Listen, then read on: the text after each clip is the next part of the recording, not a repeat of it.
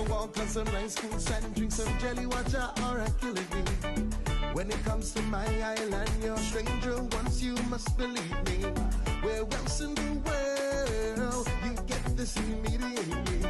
Authentic love is given to each and everybody. Nowhere, nowhere, nowhere but my island, right here, right here, right here in the Caribbean.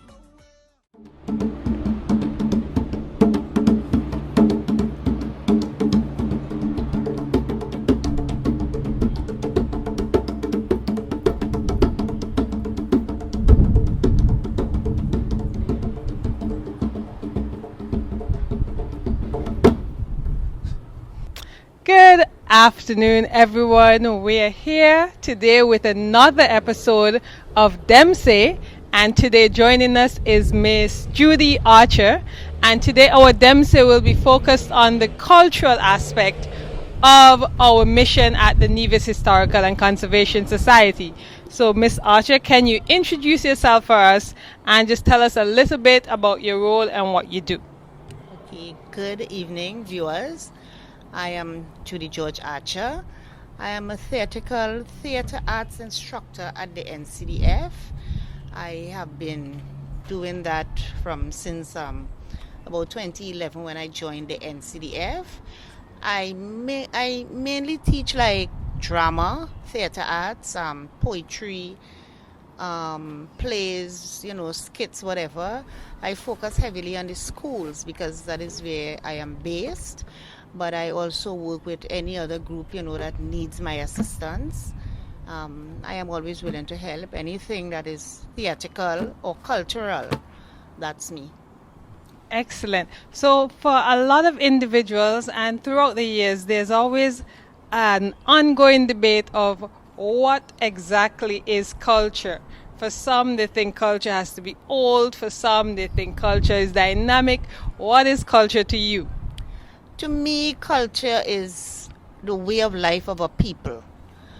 Culture is your food, the types of food you eat, what is unique to your country or your island, your clothes, the type of dress you wear, your music, your dance. Culture to me is a way of life.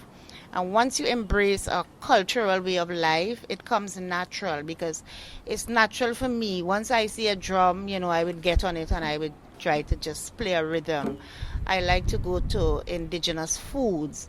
I love ethnic clothing. I like, these type of things.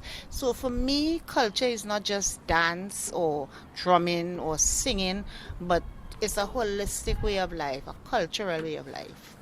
Thank you. And we also have the issue ongoing about how to promote culture, how to get the younger generation involved and get them to value it and want to engage and embrace it. So how do you think we can go about promoting and protecting our culture? To promote our culture, we have to start, as we're doing in NCDF, we are starting from small. We do it in the schools. We used to be pre-COVID, we used to be from the preschools. Then we go to the primary and then the high schools. Also, we can promote our culture through our homes. In the homes, the children come home and you say, oh, you went to theater arts, what you do. We can promote our culture by teaching our children their cultural heritage. Let them know about their country. Let them know what is their culture, where they came from, what brought them to where they are now. And to promote our culture, we have to expose it. There are times when we have to just leave. I'm not knocking the foreign, European or whatever cultures, but there are certain times when we have to just forget that and promote what's ours. Hey, we're having a festival for a week, or we're having a festival for 2 weeks, and it's going to be strictly our local music, our local talent, our local culture, and we put that out there in center stage. Our TV stations, promote more cultural things. We have something, and we don't only wait until Culturama time, when we get on TV to see something. During the year, we have a program where you can speak to You can have cultural practitioners go into the schools and educate the children, because when I do my drama classes, sometimes I ask children things like, what is emancipation? Why do we celebrate emancipation? And some of them don't know. Some of them tell me the long jam. So some of them, you ask them, well, who is such and such a person?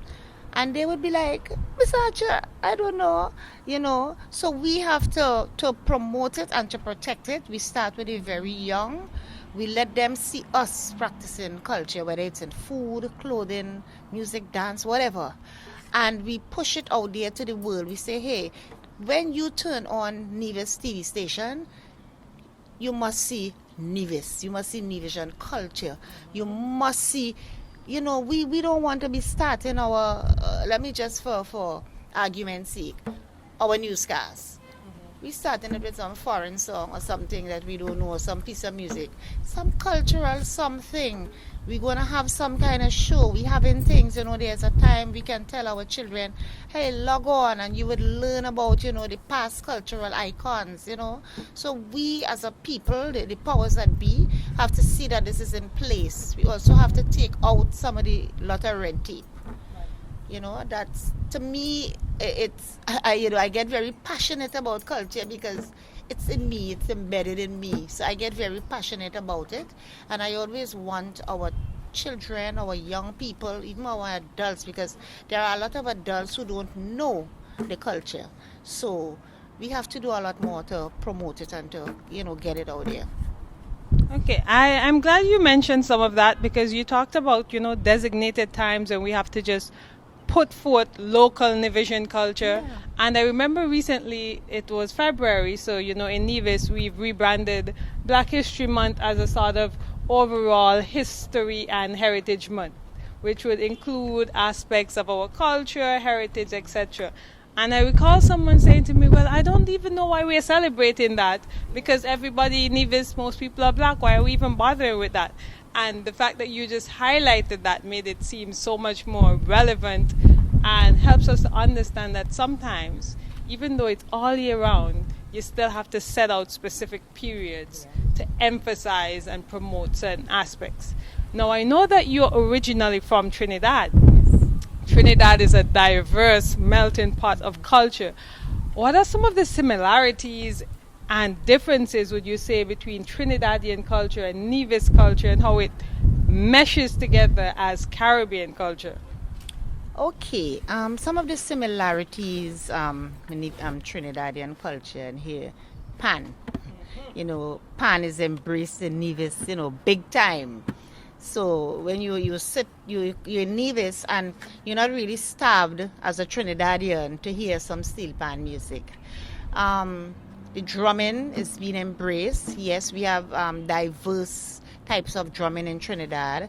There are drum festivals. There are different, styles of drumming. But yet, at times, it's sort of similar. There are drum festivals. So that's something we get to see happen here in Nevis. In terms of food, some of the food, I would say some are the same. Some are slightly different, or I may meet a dish here, but in Trinidad we call it by a different name. Like pilau. Pilau, yeah. You understand? In Trinidad, you say a cook up, a pilau. A pilau is a cook up, a mixture of different types of meats and whatever, Then we have the curry chicken versus chicken. Well, no, the curry chicken curry thing, that is the Trinidad, I think Guyana thing. We say curry chicken, they say chicken. It's like, but we know what they mean, When I go here to buy a roti here, and I buy a chicken roti, and I get into that chicken roti, I expect to meet some of the, the mango achar and the different things, and to get the bone in my chicken. Yes. When I buy a chicken roti here, it's like I debone the chicken, so I don't bother buying a chicken roti. I buy a vegetable roti in Trinidad, and it would be like the potato, the chickpeas, the pumpkin, these things. When I buy a roti here, I get the peas and carrot that comes, peas, carrot and corn that comes out of the tin. So so I don't really go for it much. Yeah, I have a friend now who I patronize. But in terms of our, as Caribbean people, our cultures are somewhat different but similar because, yes, they celebrate emancipation. Yeah, it's quite different in Trinidad. They celebrate, there's different celebrations. Like we just had Good Friday and the kite flying. In Trinidad, from the time the Easter vacation, the wind is high around that time. So as the children get a break from school, they start flying kites until they go back out to school. And even on evenings, they would come home and have a little time, So some are similar. It's just like it's done in a different way. Sports, sports is a big thing here, School sports. In Trinidad, we do sport. Yeah, it's big, but our sports in Trinidad would start like in the morning and you finish before night, as opposed to the big into primary. But like when I went to school, and even my children, the big thing is like intercol football. That's the time, and in the patriotism, in the other cultural aspects, patriotism. When it's independence in Trinidad. Because you see the people in their patriotic colors. You see flags flying. You see people paying that certain respect to the color, the country. We know when it's, even though, because you said we are diverse. We have many different cultures. When it's Diwali, we know it's Diwali because you look out there. From the time you land in the airport, you can tell something is happening.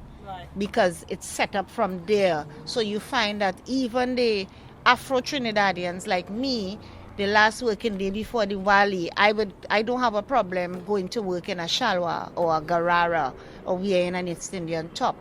The Indians, the Indo-Trinidadians, they don't have a problem putting on an African top for emancipation, So while we celebrate some of the same festivals and stuff like that, it's somewhat different. Right now, with the emergence of so many different ethnic groups coming into Nevis, you find that the culture is getting a bit more diverse.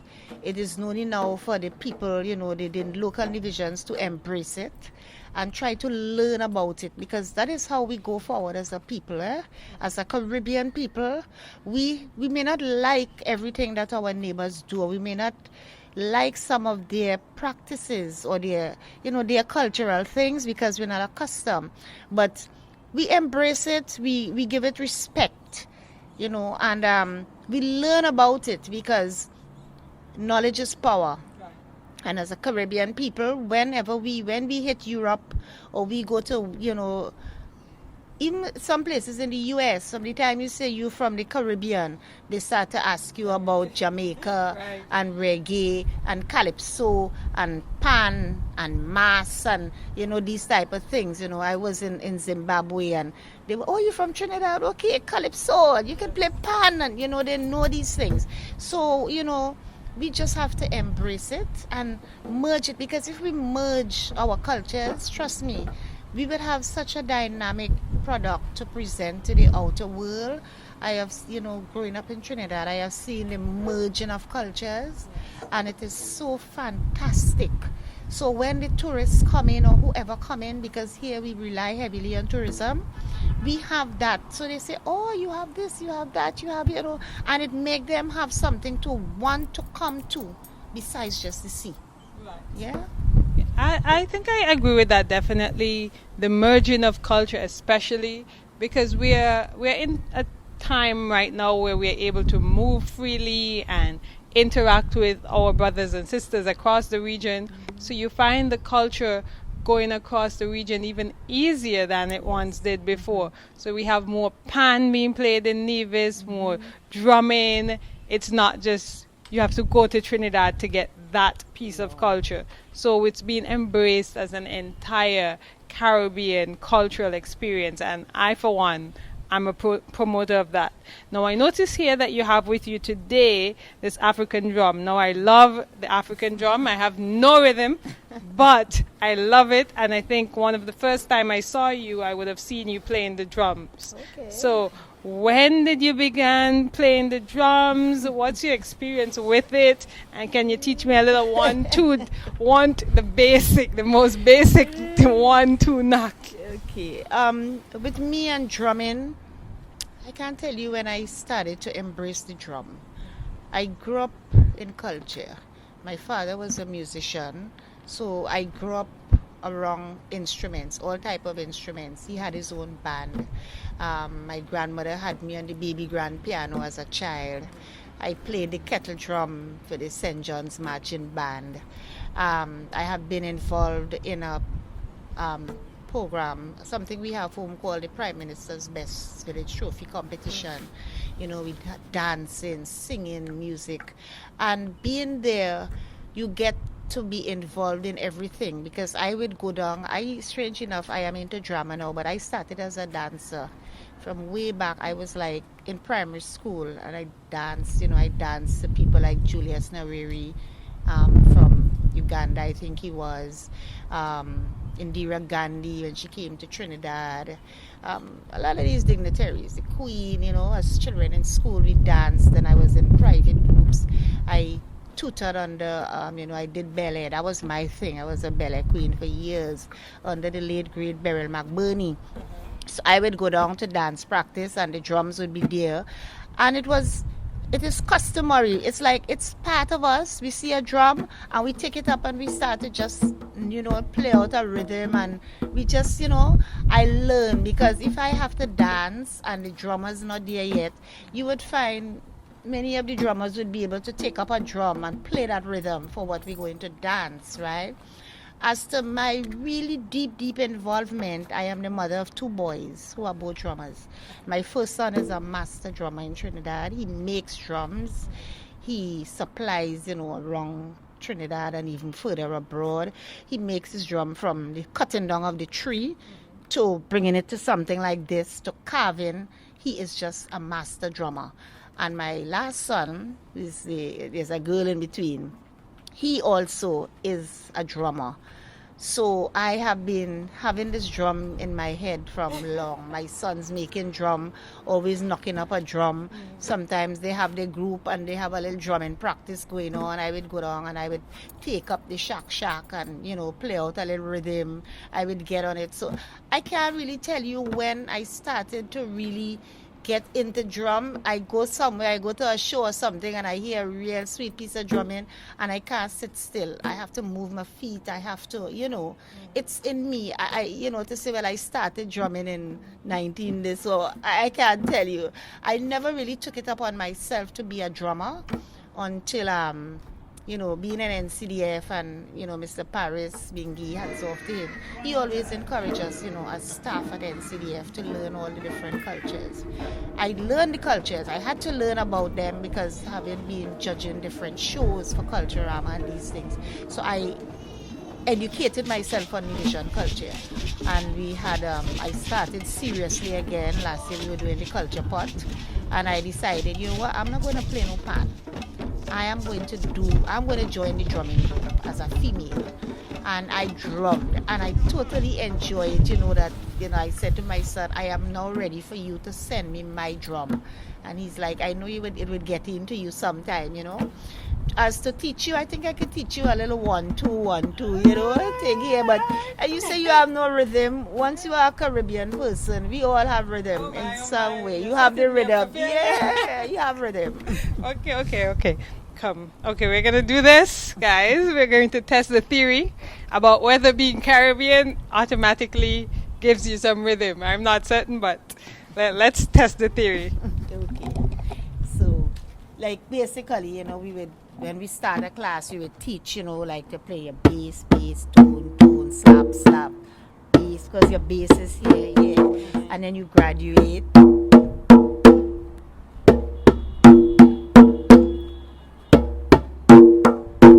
And then you get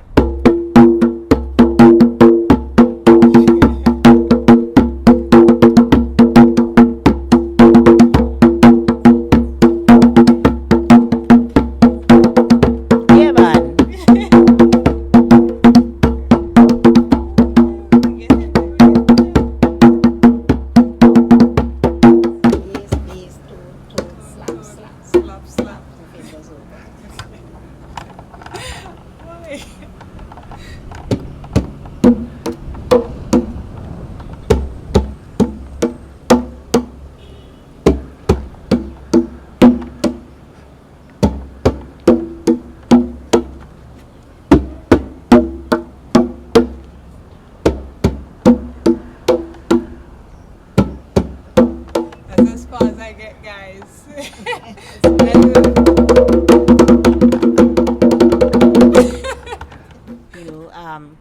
And you must shake, and then we get into like rolls, the master drummers, they know how to cut and, get in there, but, playing drum for your own enjoyment, it's a form of meditation. I always used to hear my son say something is worrying him, and he take his drum and he go up in the backyard of the house, or he go up on the hill and he just play drum. He just play his drum. It's a form of meditation.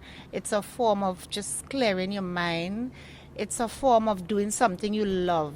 And as you learn the basics of the drum, you learn the basic parts of the drum, you start to study the drum, because when you look back at your ancestral heritage, we know that the drum was used, for many reasons. We used it, for carrying messages, for sending a message, for announcing something, announcing a birth, announcing a death, announcing a festival.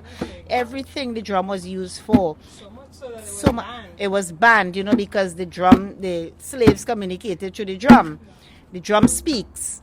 I always say the drum speaks, because when a person, when you get a real master drummer, people who really embrace it and they respect the drum and they start to play, you actually you hear the drum speaking to you.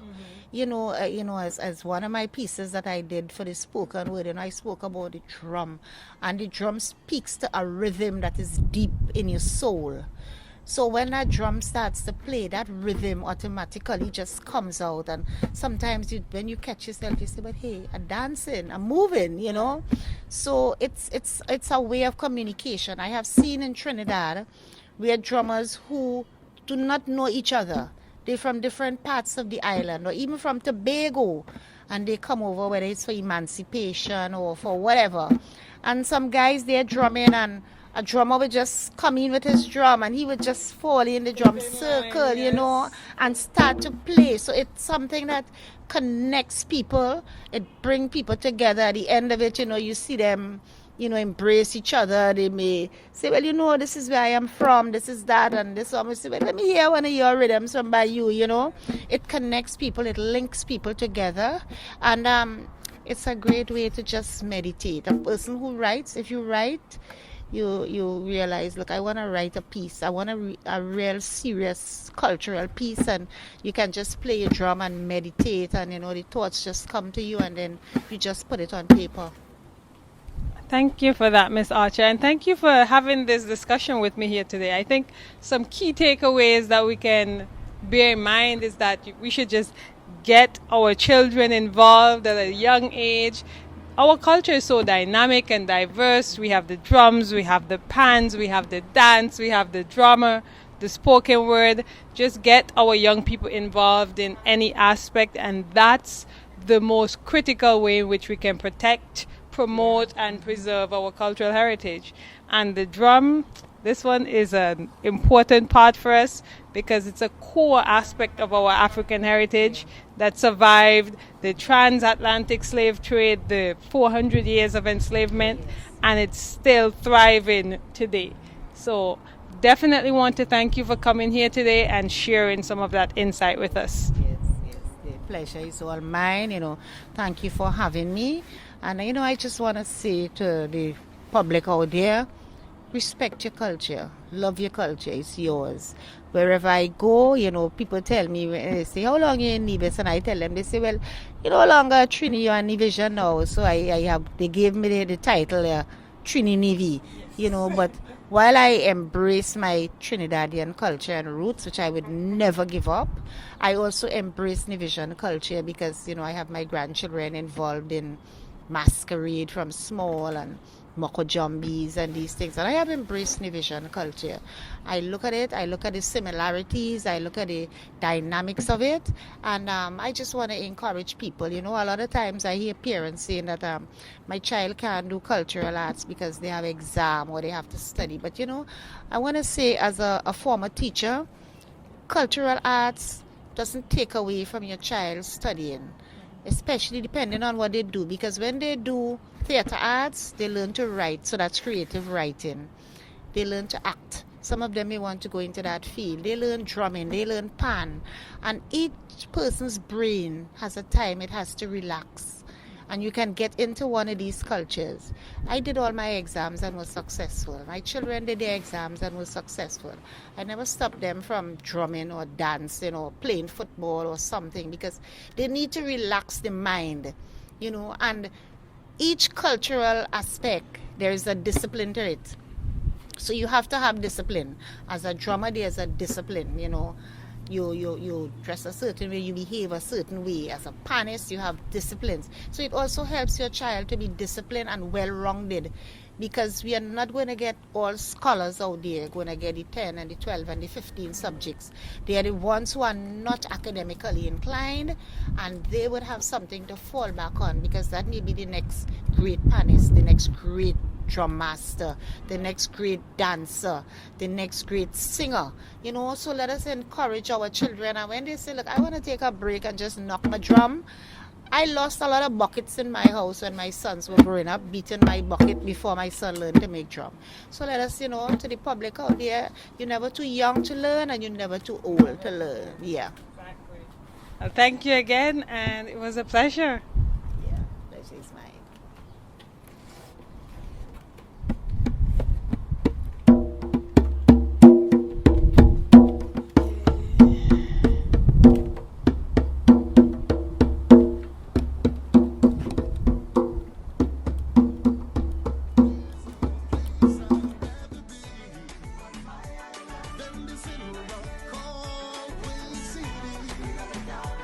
I said, there's no place I'd